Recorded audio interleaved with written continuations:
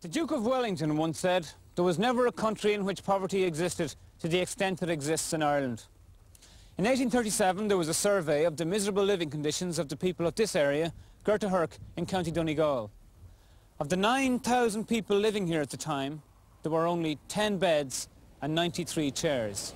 Put that another way, for every 90 people there was only one chair to sit on, and for every 900, only one bed to sleep in.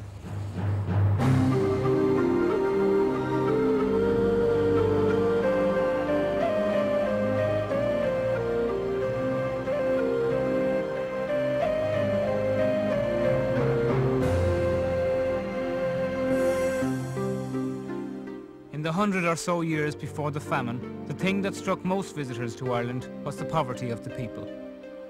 Irish misery forms a type by itself of which neither the model nor the imitation can be found anywhere else. In all countries, paupers may be discovered, but an entire nation of paupers is what never was seen until it was shown in Ireland. To explain the social condition of such a country, it would be only necessary to recount its miseries and its sufferings. The history of the poor is the history of Ireland.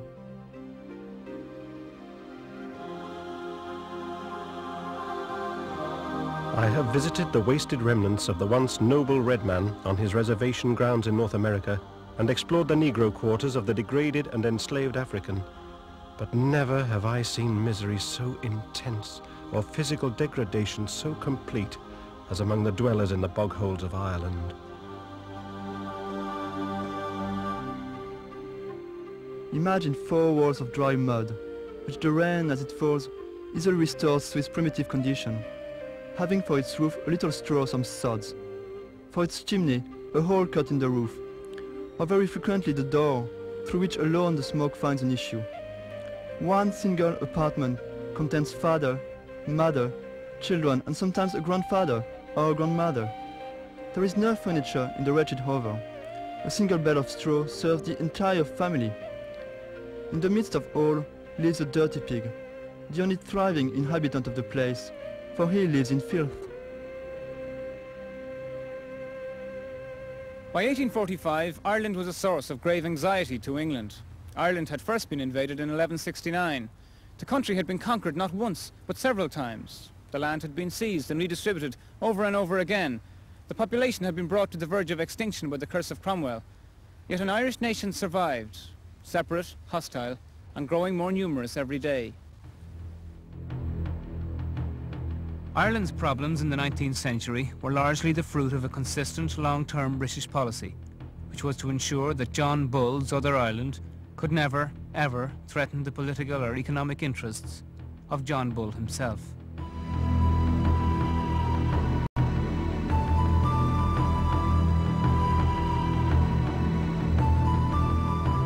(1691).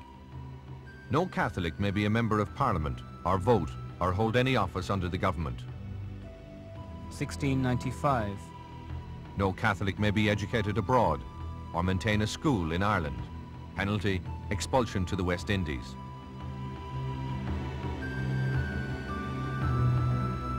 No Catholic may buy land, raise a mortgage, or lease land for more than 31 years. On the death of a Catholic landowner, the land must be divided among all his sons. A son who becomes a Protestant automatically inherits all his father's property.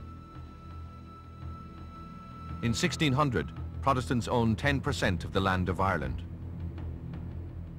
By 1778, Protestants owned more than 95% of the land of Ireland.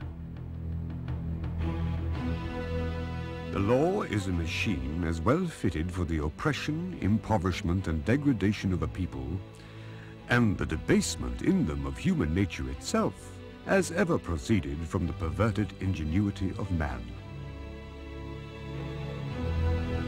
Persecution of minorities on grounds of religion was commonplace in the 17th century.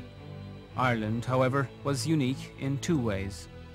In Ireland, a small minority persecuted the majority, and the persecution lasted for a century longer than elsewhere.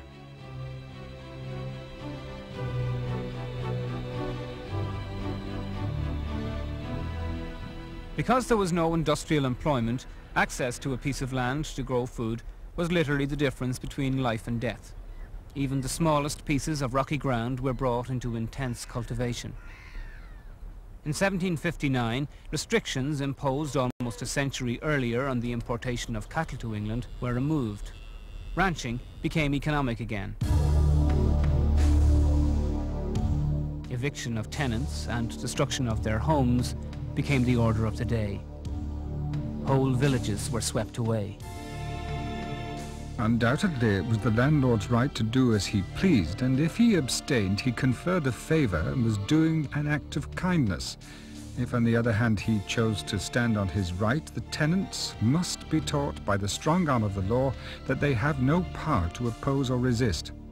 Property would be valueless, and capital would no longer be invested in cultivation of land if it were not acknowledged that it was the landlord's undoubted, indefeasible and most sacred right to deal with his property as he chooses.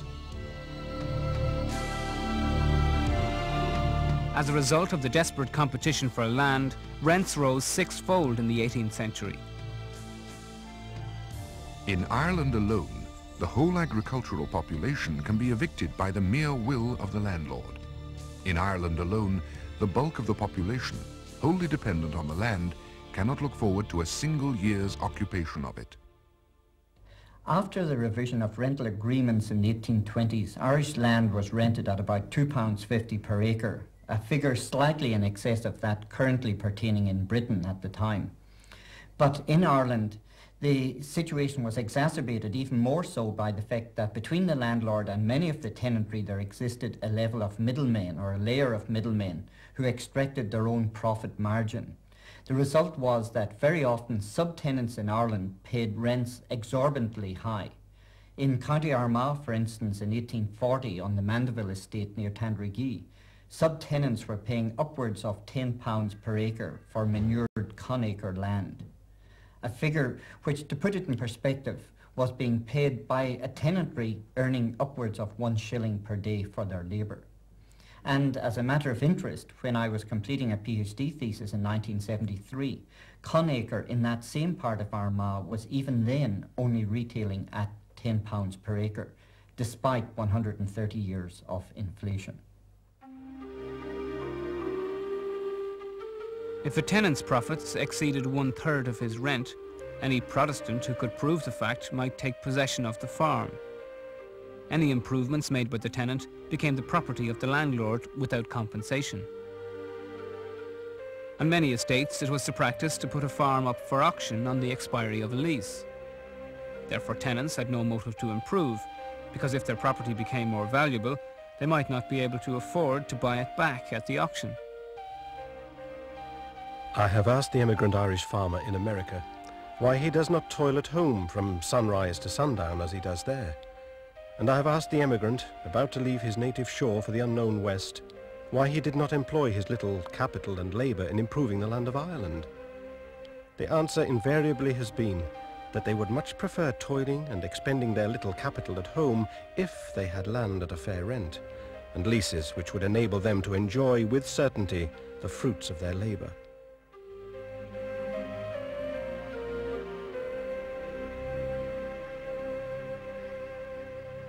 In England, the relationship between the landlord and his tenantry was bonded somewhat by a similarity of religious background and also a background of geographical closeness.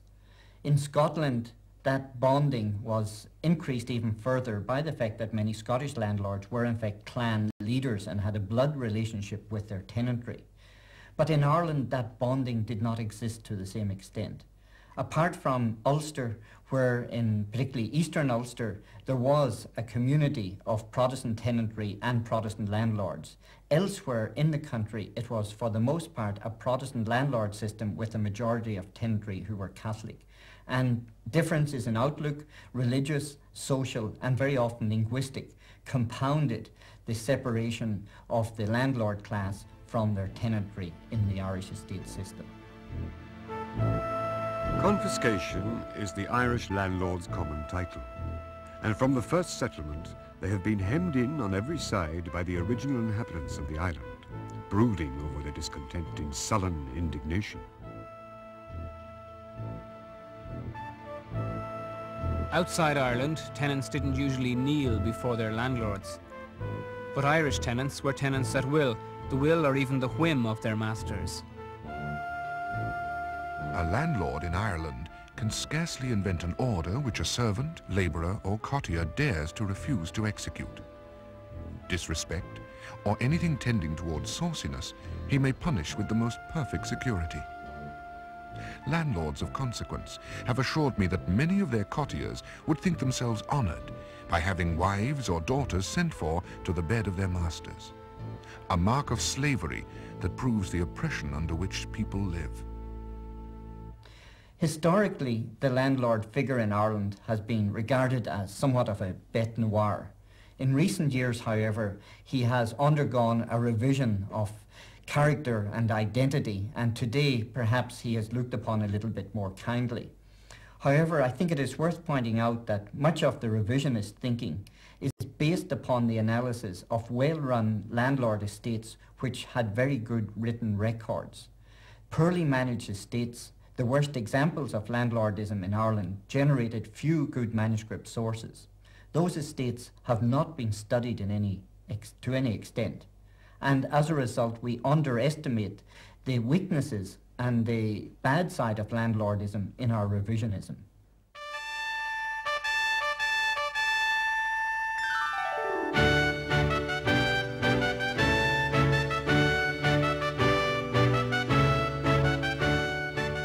Landlords in Ireland are lazy, trifling, inattentive, negligent, slobbering, profligate.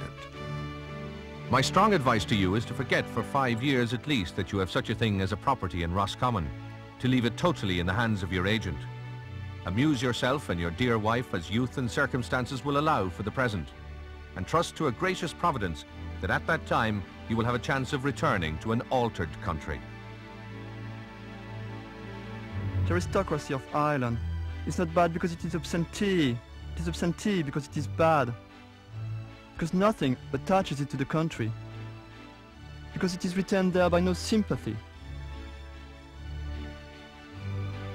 Loving neither the country nor the people, why should it remain in Ireland when it has England nearby, inviting it by the charms of more elegant and refined society?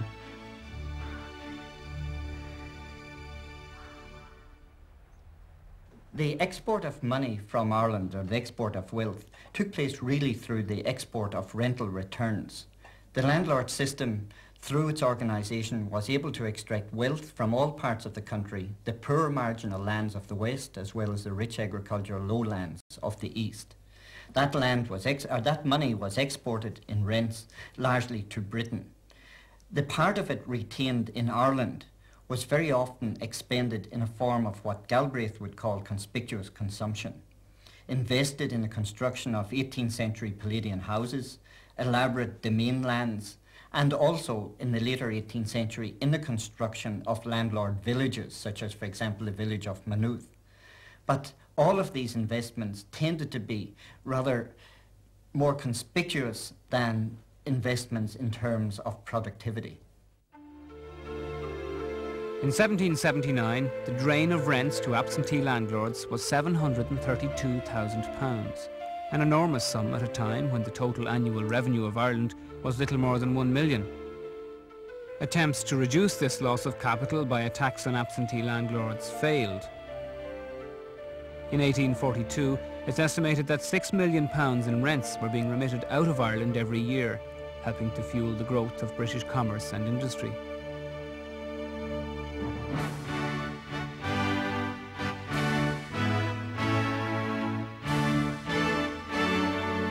Before disestablishment in 1870, the Church of Ireland also imposed a considerable burden on the Irish people. Catholics were obliged to pay a tithe, or 1/10 of their produce, to the Church of Ireland. Tithes provided a revenue of £600,000 a year. Even when there was no minister in 151 parishes in the south and west, the people still had to pay. The Irish tithe system was indeed one of the most absurd that can be conceived. They were paid by an impoverished Catholic peasantry to a clergy who were opposed to their religion and usually not even resident among them. In accordance with the vote of the House of Commons in 1735, the wide pasture lands of the wealthy planters were declared exempt, while the produce of the Catholics' miserable little patch was tithed.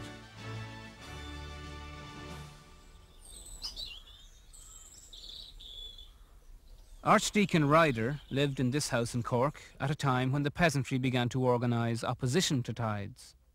The Reverend Archdeacon, who was in this case also Justice of the Peace, set out with a force of horse, foot soldiers and police to enforce the payment of tithes.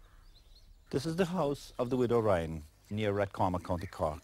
It was here on the morning of the 18th of December 1834 that the famous Battle of Gurtroo took place. The widow Ryan refused to pay her tithe to her Archdeacon Radharc, and he subsequently came here on that morning distraining cattle and corn for tithe. He encountered fierce opposition here at the barricades and all around the Haggard and all around the house. The military read the Riot Act and then proceeded to fire on the assembly. In the subsequent battle, 9 local people were killed and 45 wounded, of which 3 later died of their wounds. Among the dead, the widow's son, shot watching from this doorway. The tithe war led to a change in the law whereby the landlord collected the money on behalf of the church by adding it to the rent. The Church of Ireland also received rents from 5 million acres of land that it owned in Ireland.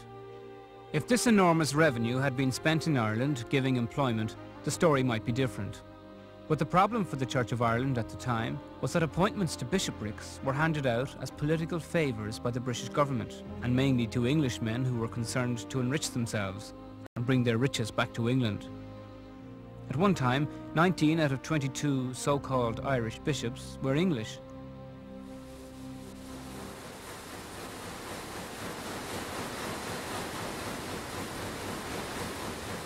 The Irish economy was constantly being manipulated in the interests of England. 1663, Amendment to Navigation Acts. All exports from Ireland to the British colonies are forbidden. All imports from the colonies must be shipped through British ports. 1665, an act to forbid importation of Irish cattle, live or dead, into England. The act covers beef, bacon, pork, mutton, butter and cheese. William Petty was the architect of the land survey which preceded the Cromwellian plantations. Why should they breed more cattle, since it is forbidden to import them into England? Why should they raise more commodities, since trade is prohibited and fettered by the statutes of England? Irish farmers turned to sheep. The woolen industry grew and employed many people at home and in factories. But when it became a threat to British industry, it was quickly suppressed. That wool and woolen manufacture are the greatest and most profitable commodities of the Kingdom of England, that the great quantities of the like manufactures are daily increasing in the Kingdom of Ireland, and are exported from thence to foreign markets heretofore supplied from England, and that for the prevention thereof the export of wool and of woolen manufacture from Ireland be prohibited under the forfeiture of goods and ship, and a penalty of £500 for every such offence. Between 20 and 30,000 Irish workers in the wool trade lost their jobs. 1746. Ireland forbidden from exporting glass to any country, or as much as can be laden on any horse or carriage with intent to be exported. The same act forbade importation of glass into Ireland except from England.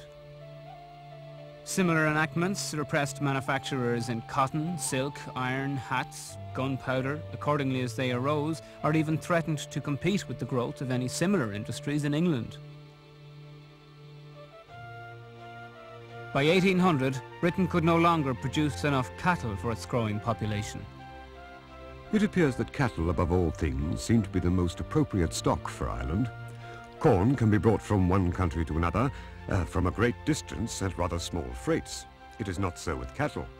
Hence the great hives of industry in England and Scotland can draw their shiploads of corn from more southern climates, but they must have a constant dependence on Ireland for the abundant supply of meat.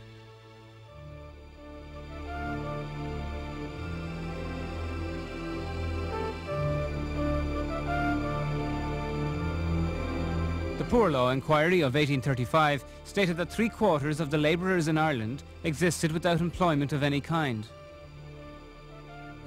The nature of the Irish economy in the 18th and 19th centuries was such as to be fulfilling a complementary rather than a competitive role with that of England. The Irish economy was used to generate supplies of grain during the Napoleonic Wars. After the wars, generate supplies of meat for the demands of the British urban economy. In encouraging that complementarity, there was at the same time a wish to discourage competition.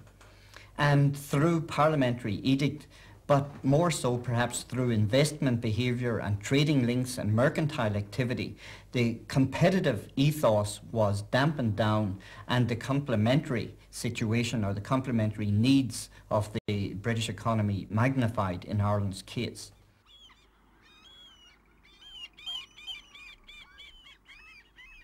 Westport at the end of the 18th century really was a very prosperous place and a very happy place in many ways, because a lot of industry had been built up here, and in fact our own family here had been very much involved in the building up of that industry. And then it started to decline in the early part of the 19th century, and then the Industrial Revolution came in England, and British laws were passed that were very anti-Irish production from the point of view of industry, and because of that the whole of Westport's industry was on the slippery slope really by the 1820s and 1830s, and eventually slid right into the famine, in fact, which made the famine even a greater disaster because of that.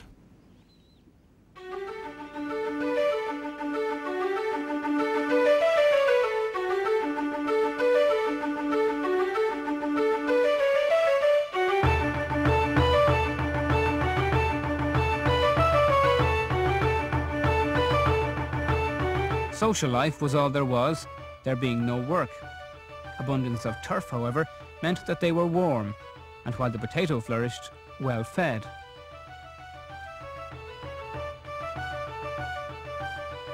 The miserably low standard of living encouraged young couples to marry early. Asked why they married so young, the Roman Catholic Bishop of Raphoe said, "They cannot be worse off than they are, and they may help each other." A half acre could feed a family for a year with potatoes. This was less than 1/4 of the land needed to grow the equivalent amount of grain.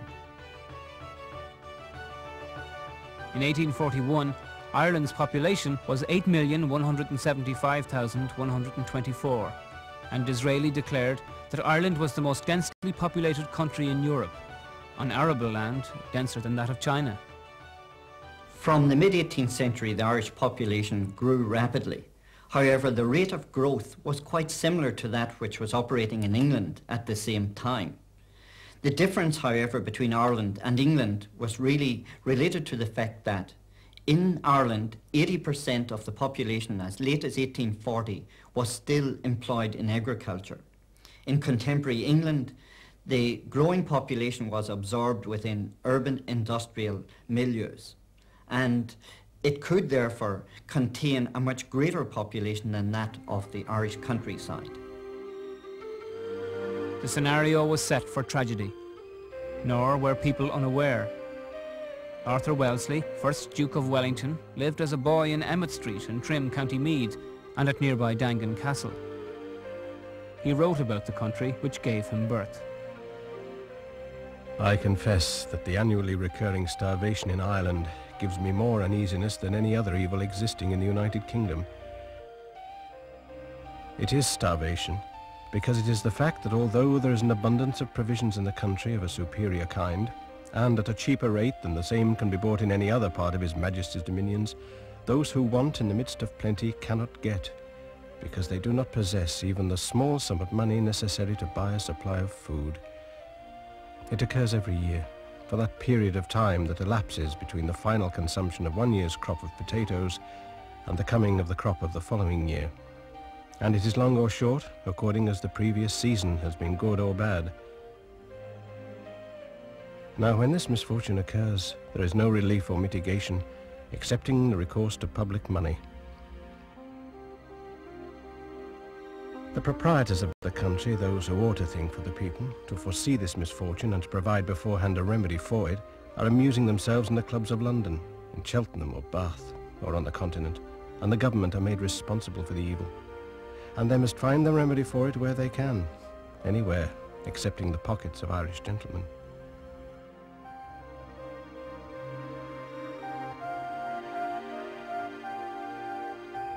Then, if they give public money to provide a remedy for this distress, it is applied for all purposes excepting the one for which it is given, and most particularly to the payment of arrears of exorbitant rent. However, we must expect that this evil will continue and will increase as the population will increase, and that the chances of a serious evil, such as the loss of a large number of persons by famine, will be the greater.